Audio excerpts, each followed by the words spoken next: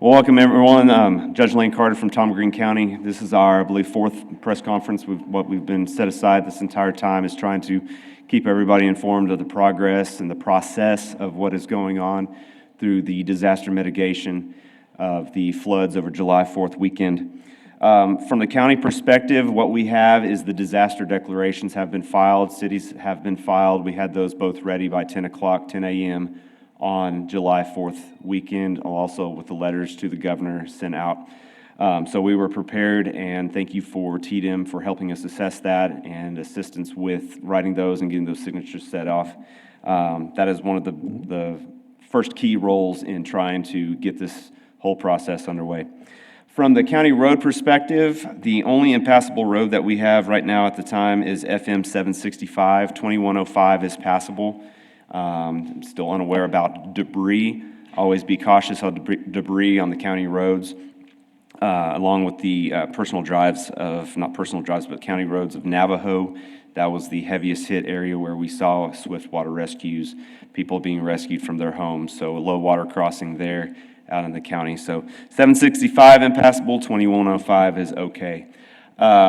That's a pretty quick and brief overview of what we have from the county perspective. A lot of the swift water areas were more internal inside the city limits, but right now I want to hand this over to Drew Darby. We have been in constant contact together from the state level, so thank you for all of your assistance. Thank you, Judge. Well, it's good to be with you. This is a great community, great region. We stand together, we pull together, and we heal together. This has been a tragedy, certainly, but this community is working through the mechanics of recovery. I'm here to just tell you that your state resources are ready to be deployed, have been deployed, assisting city officials, certainly the county judge, Lane Carter, the mayor. Mayor, did you know when you took that oath of office within the last 30 days you'd have this kind of response necessary? But thank you. You've done a magnificent job. Chief Griffin, all the city council members here. I'm here to re-emphasize that the state of Texas is with you. I have been in constant communication with Nim Kidd, who is head of the Texas Department of Emergency Management. We have Sean Baxter in the back. I will tell you that TDM always shuns cameras. They do the hard work behind the scenes. They are here to support. I talked to Sean this morning, and they did not want to get out in front of anything. They wanted city and county officials, local officials to ask them to intervene and solve a problem. They're here to solve those problems. I've talked to Blair Walsh, who is the communications director for TDM. She is actively engaged also. Her voice message machine is just burned up. There was so many people leaving messages. I talked to her again today. The state is prepared to do whatever is necessary. I would urge folks to register your damages. It's important that in order to get recovery aid, we need to have everybody that have sustained damages. We need them to register those and register and note those damages, and so that we can total all that up and check the eligibility requirements. It's also important that we learn from this. I spent the weekend, I was down in the Frio Canyon and saw firsthand the destruction of that occurred on the Frio River, and of course the Guadalupe River going through Kerrville. This is an occurrence that I think the state needs to be better prepared to meet the needs, the emergency needs when they come. So hopefully in this special session, the governor will have this added to the call, and we'll take a look at doing what we had done during the regular session under House Bill 13, which is try to create an inoperability council funded with state dollars, and have that council study and deploy early warning systems throughout these canyons, also throughout North Texas and the Panhandle where we've had wildfires. We need a response. We need a warning system, and we need that funded by the state and participation with our local government. So hopefully we'll address that at the state level in the special session to come on July the 21st is when the governor is going to call us back. But I'm here to tell you that continue to work with your local officials. This community, I was just out at the Paul Land facility. I'm always amazed at the volunteerism and the love and the prayerful response that this community gives. And with that, if anybody has any question, I'll be glad to, after the presentation, I'll be glad to try to answer any questions you might have. With that, I think Tom.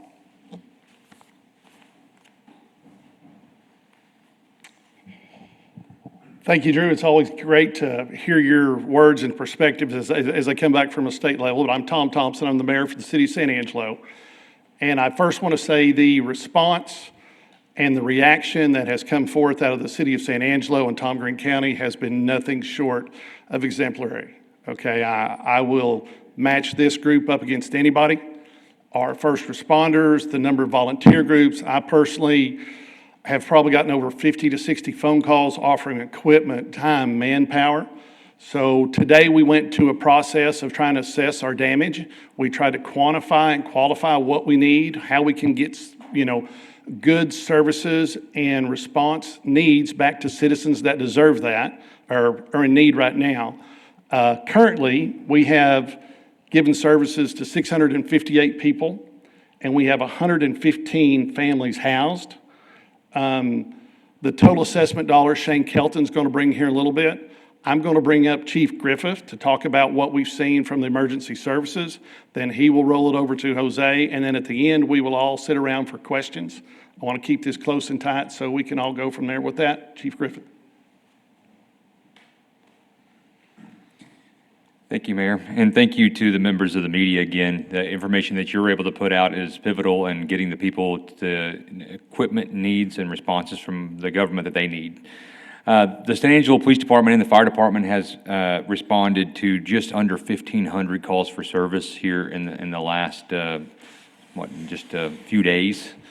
The main priority of work has been rescues. We suspended all rescue operations. We had no more new missing individuals, none reported.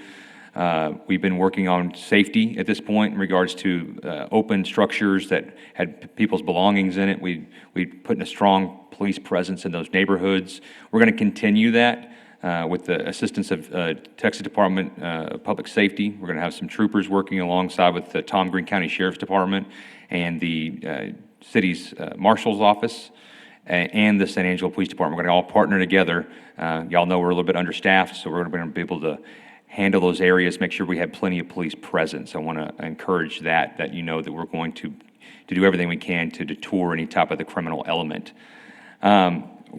Major calls, we've only had one major incident in the last 48 hours, and that was a robbery that occurred. We're working through that. Property crimes have been low, but they are on the increase. So that's, again, why we're going to put down that commitment to make sure we have plenty of staff inside the affected areas. This will not pull from normal patrol services. I want to make that clear, so you're not going to see a delayed response from the normal patrol. It'll be about what it is average. The San Angelo Fire Department has done just an outstanding job. I think since the 2 a.m. when the rain started that morning till now, I think they've seen just under 200 calls for service. During the actual event, that they were able to conduct 16 life-saving events. So that in itself is huge. And they transported 12 individuals to area hospitals. The water rescues, it's so fluid, guys, on this. This is one of the things that's been hard for us to really quantify, is that there was so many rescues going on between the fire department, DPS, the police department, and any other regular citizen that might partner with one of our officers, that we were having a hard time getting that down. We had just under 1,000 phone calls into our CAD and into our dispatch center. And so there was a lot happening, and there was some major rescues going on. If you think about even just one of those life-saving rescues that the fire department was conducting out of the 16, takes a lot of resources and radio time and things like that. So this This was nothing short of a miracle to see the amount of services that occurred and saving of lives and property that occurred. We have a video we'll probably be releasing later of some officers that later in the morning, after we had exhausted most of the major rescues, they were helping with a cow that was stuck in some pens. They were getting out. This was just on and on and on and on. It's amazing to see how great of services you have in your first responders. I cannot speak enough on the San Angelo Fire Department. They were outstanding, and it is one of those things that it's been amazing to see that San Angelo, at its worst, was really functioning at its best. We saw people show up from all across the board, the citizens that have come out, that have given us food, that have helped their neighbor, that have helped people that they don't know, that just been come out and given service is amazing. So with that, I want to bring up Jose with the Office of the Public Manager, what is it called, Joe? Emergency Services. Even I can get tongue-tied. But I want to say Joe and his team is a great guy, and we're going to turn it over to him. Thanks, Chief. Hey, good afternoon. My name is Jose Rivera. I am the Emergency Management Coordinator for the City of San Angelo and Tom Green County. I'd like to first say a few words and again rephrase what Chief had said. I want to thank all of the first responders, the San Angelo Fire Department, the San Angelo Police Department, the Tom Green County Sheriff's Office, all the volunteer fire departments, and all the nonprofits that have stepped up to the plate to assist our citizens during this time of disaster. A few things I want to speak about. We're going to start our damage assessment process. What does that look like in the community? In order for our community and our citizens to receive the assistance that they need, we need to paint a picture to our state and federal partners. How big was our disaster? How bad was our disaster? Right now, we have some preliminary numbers, but we really need to get into those neighborhoods and take photos of the damage to see how many structures were destroyed, how many structures experienced minor affected major damage. So what to expect in the next few days, you're going to see damage assessment teams in the neighborhoods, in the city and in the county, obtaining damage assessment information. What to expect, you'll see a team member essentially in front of your property, taking a photo of your property. You may see them take a photo of the damage. They will not have permission to enter private property. They're just taking these photos from the street so that they can submit that damage to the local, state, and federal partners so that we have a true count of how much damage happened here in San Angelo and Tom Green County. The damage assessment program that they will be utilizing is the ISTAT tool. That stands for the Individual State of Texas Assessment Tool. To date, we have a little over 85 assessments that have been submitted voluntarily by citizens. We thank you for doing that. If there are any citizens out in the community that have not submitted their damage assessment, please visit the sanangelo.gov/July 4th website. That will take you directly to the link to the ISTAT survey. It takes 2 minutes to fill out. There's even a 2-minute training video on how to do the disaster damage assessment survey. If you need assistance filling this survey out, we will be providing that assistance at the Disaster Resource Center located at Paul Lamb Baptist Church, 2531 Smith Boulevard, Monday through Friday from 12 p.m. to 6 p.m. for this week. So if you need assistance in submitting that damage assessment survey, we will be able to provide that assistance to you. It is very, very important in order for state and federal recovery to happen. It's very, very important that we let the state and our federal partners know what happened in San Angelo, Texas. So by doing this survey, it's going to give them a accurate picture of what happened in our neighborhoods so that we can start that recovery process. This recovery process is nothing new. It is used statewide, and it's been used statewide throughout the state for many disasters. There is no charge for the citizens to use this service. There is no charge for the city or county to use the data on this service. It essentially is a state-provided survey that we use. some other questions on how to get help. How can citizens get help right now in San Angelo and Tom Ring County? We've established a disaster resource center, as mentioned at Paul Land Baptist Church. So if you're needing assistance with sheltering, lodging, clothes, food, supplies, assistance with financial assistance. We're going to be connecting the survivors with those organizations that are there at Paul Land. They're there every day from 12 p.m. to 5 p.m., Monday through Friday this week. So we encourage everyone in the community that need assistance to please visit that Damage Resource Center there at Paul Land. How can you help San Angelo? At this time, we are in need of financial donations, not as a city, but as a community. The San Angelo Area Foundation has established a disaster fund at their organization to help the citizens directly with this disaster. When you donate to that fund, you're not donating to the city, you're not donating to the county, but you're donating to an established fiduciary agent that can go out and help those survivors that need that assistance. The San Angelo Area Foundation has established these funds in the past, and they've helped our citizens in the past with these type of disasters. Speaking with the United Way and our Concho Valley community organizations active in disaster, at this time, they are saying, please do not send any more used clothing.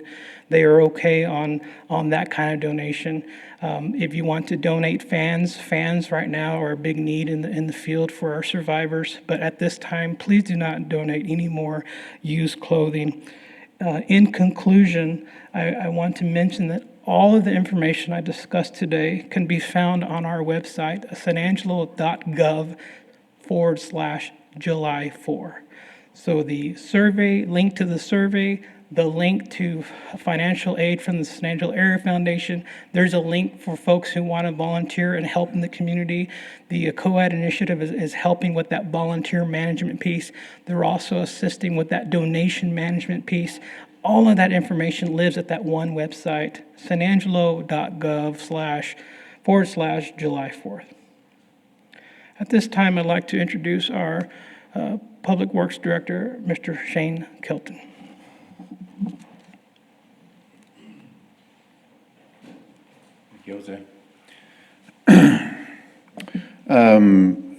Again, Shane Kelton, Executive Director of Public Works for the City of San Angelo.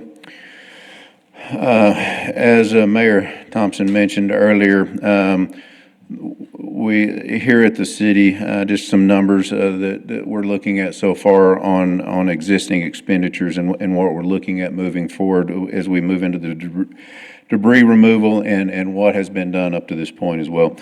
Currently, we have entered into, or this Thursday, we will be going to council, entering into a task order and a contract with a debris removal company with a not-to-exceed amount of $1 million. Also, we will be entering into a contract with a FEMA-required monitoring company that will be monitoring the situation as we remove debris from in front of the residential areas around town in the affected areas. And we will be entering into a contract not to exceed $350,000 on that. Currently, use of city equipment, we're currently preliminary estimates at about $150,000 so far, and cost incurred just due to the amount of labor and the amount of folks that have been out there, amount of our workforce that's been out there helping through all of this process. That's police, fire, public works staff, and all staff that's been out there helping and assisting at this point. As we're talking about our those labor costs, the use of equipment was $150,000. Labor costs are $375,000 approximate cost at this point. Again, we are all still actively working. Police, as the chief mentioned earlier, and of course my public works staff. Want to give a shout out to those guys. They've been going long days along with the police department, fire department, putting in a lot of long hours. Excuse me, a lot of long hours, and really moving, getting out there and trying to assist with everything as best they can. A couple of updates on our trash service.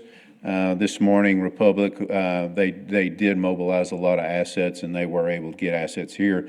They did start on their typical normal route, weekly route this morning. They started out with their Monday route, and they will continue daily just as normal on their daily routes, hitting their Monday route, Tuesday route, Wednesday routes, so forth and so on as we move through the week. The recycling component is still suspended at this time, so we will be commingling anything that is put out at the curb. It will be commingled through the rest of this week. We're going to reassess that as we move into the following week, as we get a better handle on what's really out there and how long it's taking to collect this. We have seen quite a bit of increase in what is being set out, especially in the affected neighborhoods, for just household trash. Also, bulk services will be suspended throughout the rest of this week as well. Again, for the same reason, as we're going around collecting, trying to assess how much is out there and what we need to do. We will look at reestablishing that as we move into next week as well. The landfill, we have been working around the clock, pumping around the clock, drying surfaces, and we will be able to open the landfill to the public at 7 a.m. in the morning.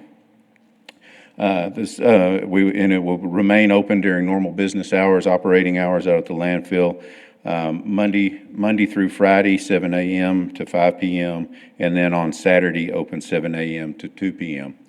Again, those services will be, ready starting at 7 o'clock in the morning. And again, just want to briefly manage, we're talking about our debris management and the company coming in. Again, want to reiterate how important it is. Please do not take your stuff from your residence to the landfill. Please put it in your front yard, back of curb, or at edge of pavement. And we do have this company that will come around, come around and pick this up for you free of charge. If you do go to the landfill, be reminded that citizens do have one free dump per month with their water bill. But again, you must be present with your water bill when you do it. You cannot have a family member or some other person do it for you. You must be present as well with your ID when you get to the landfill. And again, the company, we will start the collection. The collection company will be here, and we will start in the heaviest area, affected area, which is that area along Bell Street, south of Pulliam. In that region right there, we will start debris removal with that company on Monday morning, July 21st. And with that, we will turn it back over to Judge Carter. Thank you, Shane. I'd like to piggyback off of the debris management pertaining to the county side. We're currently working with the feasibility of possibly piggybacking off of the company that's coming through off the city side to help maintain the debris management from the county. Also working with Republic Services, who have provided that option for us as well. So thank you all again for coming. Appreciate you all allowing us to give us the updates, and we'll open it up for questions. On the trash pickup, those of us or some that say they weren't affected by the storm, or even if they were, and we have alley pickup, is that the same? Instead of taking Shane. everything to the curb, and still just be? No, if you're not in an affected area, in one of the affected areas that we showed on the map the other day, it will be just, you'll set your trash service out just like you normally would. If it's alley service, it will remain in the alley. If it's back or front curb. But again, it will be normal service in unaffected areas. I'd like to ask, has there been an actual emergency declaration from the president to give funds in FEMA assistance? Mayor Tom Thompson and I have took a tour with Congressman August Pfluger yesterday evening. We showed him the two assessed areas, north side of town and also around Bell Street and Pulliam. There has not been an actual presidential declaration at this time. We are working with his office and working towards that as a possible solution and outcome for it. Can I comment? Absolutely. Yeah. Hey, thank you for that question. That's been a question brought up to our leadership this week. Will there be a federal declaration, a presidential declaration for our community? Before a declaration can be ordered, we must have the data on the damage. That is the whole reason that we're doing the damage assessment surveys this week.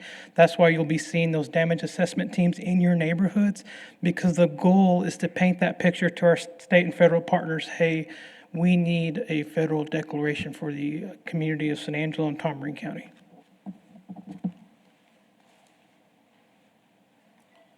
More questions? When does that survey close, and then how soon will we have final numbers after it closes?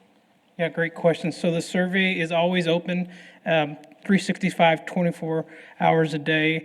We're hoping to get all this data within this week. It is imperative that we get all the data by the end of the week so that we can start submitting the recovery applications for recovery to the state and federal government. But that survey is open 24/7 and it's never closed. And again, it's free for the user to use. It's free for us to use. It's free for us to look at the data that's being submitted. Any more questions for Joe? Just stay up there. Okay. If we only have a partial assessment of the damage so far, do we go ahead and submit that and then edit as we go along? Excellent question. So yes, please do. Even if you just have a partial assessment of your damage, go ahead and submit that survey. You can resubmit that survey at a later date.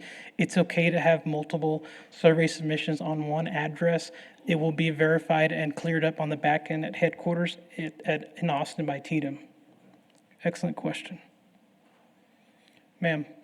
Yes, sir, with there being multiple affected areas around the city and the county, is there a coordinated map that nonprofits and city agencies can use for those buildings that have been listed as condemned or damaged as we all work together as a community? Excellent question. So tomorrow we'll be offering a damage assessment training to nonprofits and governmental officials on how to do the damage assessment to go out in the field. So if you're a nonprofit, reach out to our community and we'll line you up with that training so we can go out and do these surveys in an organized effort. But our plan is to separate different divisions of the city and the county so that we can get these damage assessments done efficiently and as effectively as possible. Do you have the time and location of that? Yes, it'll be 9:30 a.m. tomorrow at the United Way of San Angelo office. I believe that it's Turner Street. Yeah, 955 Turner Street. South of Jackson. And that's open to community organizations, established organizations that can come out and help with those damage assessments. The training should be no more than an hour. It really takes about 2 to 3 minutes to learn the program, and it's pretty effective. All you need is a smartphone or a tablet. For those survivors that do not have those capabilities at this time, excuse me, we'll be able to assist you at the Disaster Resource Center. Mr. Austin. Hi, Jose. Is there a place that vendors that are coming to town trying to help, or contractors that are coming to town trying to help you to sign up at one central location? Excellent question, sir. Yes, we're coordinating that effort right now with our COAD group, our lead, Ms. Cameron Cummings. So when we've gotten a lot of inquiries of private corporations wanting to help in this disaster. So if you're a private business wanting to help in this disaster, please reach out to Cameron Cummings with the United Way. All of her information can be found at that sanangelo.gov/July 4. I have one last question. This is going to be offered to Shane. You mentioned something about citizens using their water bill to make it dump. Yes, the city of San Angelo and the county has a similar program as well, where the citizens can use their water bill once a month for a free dump at the landfill. It's a program offered by the city. The county has one as well with their electric bill, to where the citizens can have one free dump per month at the city landfill. And again, they can use that this time, but again, it's just one free dump. But again, it is available to the citizens of San Angelo. Again, as part of the process, you take your water bill and a driver's license to verify who you are to make sure that you know you're using your water bill. So. Got it. Shane, can you reiterate can take a trailer load out there and a dump load, commercial, residential? Yes, it's open. We're going to, in the morning, it will be open to commercial and residential. It's not just limited. It will be, the landfill will be back open for business as normal. Just like before the disaster, it's open for business. One question. How long do you think you finish to clean all the San Angelo disaster?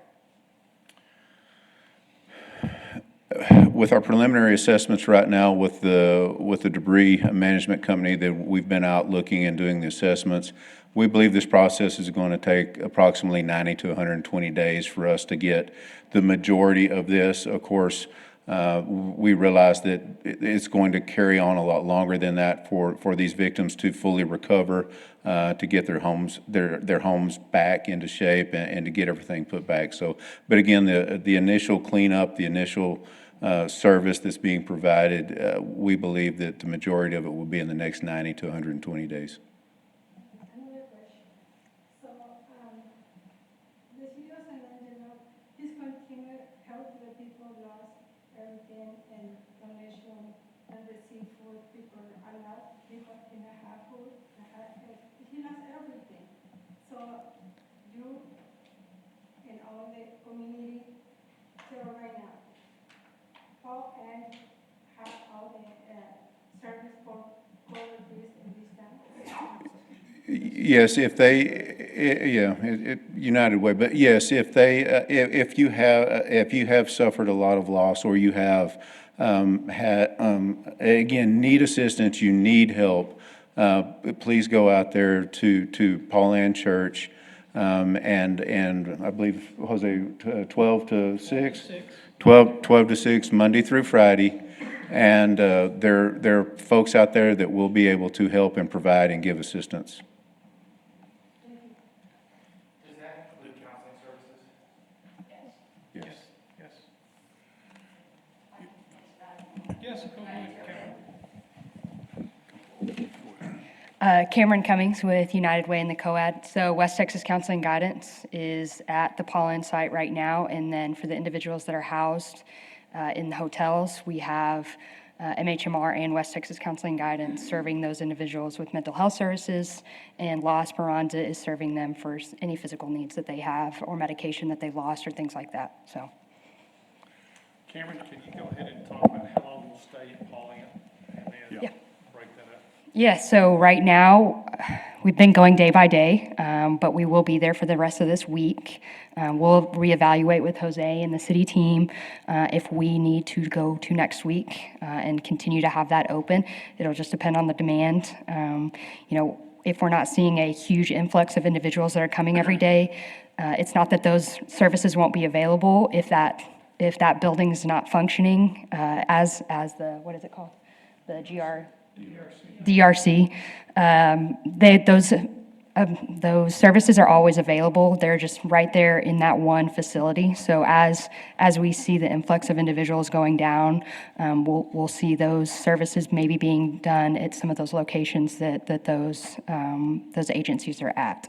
And so, but for right now, for sure, the rest of the week, potentially next week. But I don't want to give you a for sure thing right now. We'll have to reevaluate that later this week. Okay. I failed to mention the wonderful community effort that Karen and the United Way of the Concho Valley are bringing to this community. Thank you, Karen. I know Ashley Ammons, and you work closely with the Concho Valley Community Action Council, Mike Burnett. I don't think he's here, but Concho Valley Turning Point, Maria Mejia, Warehouse for Donations, all that is working. There are a lot of folks, as you might suspect, throughout this state and throughout the country for that matter, who have focused on San Angelo and the need of San Angelo and are interested in making some donations. And so I would point out to the listening audience that the San Angelo Area Foundation, Matt Lewis and his team, are taking monetary contributions to help in this effort. I would urge everyone that wants to give to that cause to reach out to the San Angelo Area Foundation and make that possible. We have a very generous community here. but we're seeing the outpouring of help from all over the state and all over this country, so thank you. Any other questions? Mayor,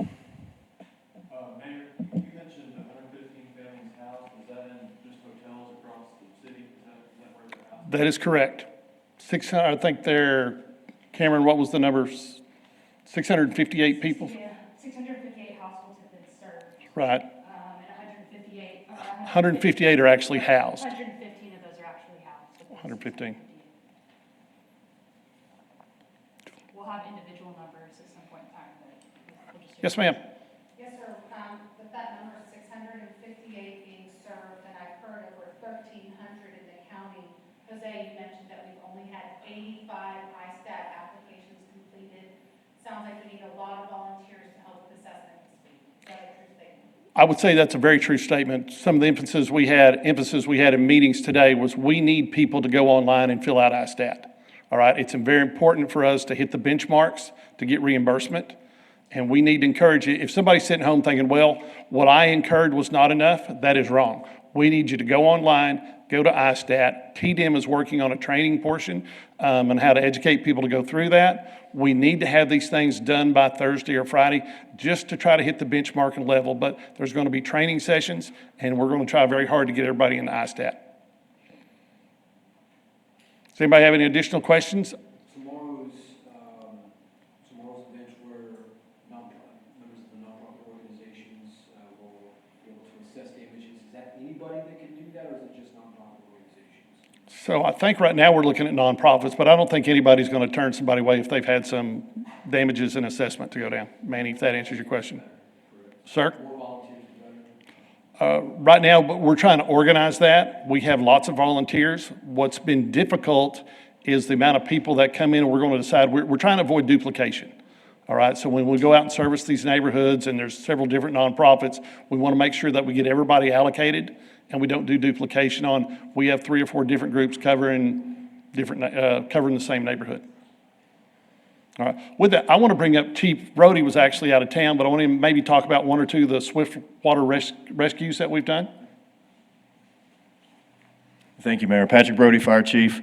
First of all, incredibly impressed with the coordinated response to this event. And when I mean coordinated, what I'm talking about is Texas Task Force 1 was pre-deployed to our town. That was a huge resource. Fort Worth Fire Department was here assisting us. DPS, SO, Police Department. I spoke with our rescue lieutenant the morning after everything started to calm down. He said he went from approximately 3 o'clock that morning, nonstop, 16 water rescue events. And he told me, he goes, Chief, these were not just helping somebody out of a vehicle in high water. These were bona fide, life-saving rescue events. If we had not responded, if we had not intervened, we would have had a significant number of fatalities. So a huge shout out to the crews that were on duty that day. I couldn't be more proud of the men and women that work for my organization. And Chief Griffith, very coordinated between our 2 organizations, and there's a lot of lives that have been saved because of these 2 departments and our surrounding volunteer community and their assistance. Also, some of the areas that where these rescues took place, the heavily affected areas, Bays Buchanan, Archer Bell, Pulliam area, of course, out into the county and Grape Creek area, a lot of swift water rescue events out there, a lot of fast-moving water, and water is a very powerful force. If you've ever been in it, it is exhausting and very taxing on our crews. And actually, my rescue lieutenant sent me a picture of his brand-new tennis shoes that the soles were completely worn off of them after this event. It was an incredible response from our personnel. So, any direct questions related to that? Okay, I'm done. Once again, I want to thank everybody. Before we go, I want to highlight John Austin Stokes and Aaron Hernandez from the Contra Valley COG. This is turning into a regional effort as well. We have the surrounding counties and the county judges that are going through, and the emergency management coordinators that are going through the same situation. As the rainfall happens up north, it tends to flood down south as well. So Concho County, Schleicher County, we still are technically under a flood watch. We have the isolated thunderstorms that are popping up. Our grounds are saturated. Any kind of event that would pertain to 2 to 3 inches could see a rise of water always be cautious. Make sure you know where the low water crossing areas are. If there is any swift water, if you see anything going across the roadway, do not attempt to go across it. Like I said, we have a few impassable roads at this time. Make sure you stay away from those areas. And also, I mentioned once, again, for the folks that are trying to assess the areas that were not in the affected area, please try to stay away from those areas. That way, our first responders can treat the areas that needed to be treated with the affected. So with that, if there's no other further questions, I want to thank y'all again. When do we have a scheduled time? Tentatively Wednesday if required. Tentatively Wednesday, we will have another press conference. We will set that and let y'all know. Thank y'all again.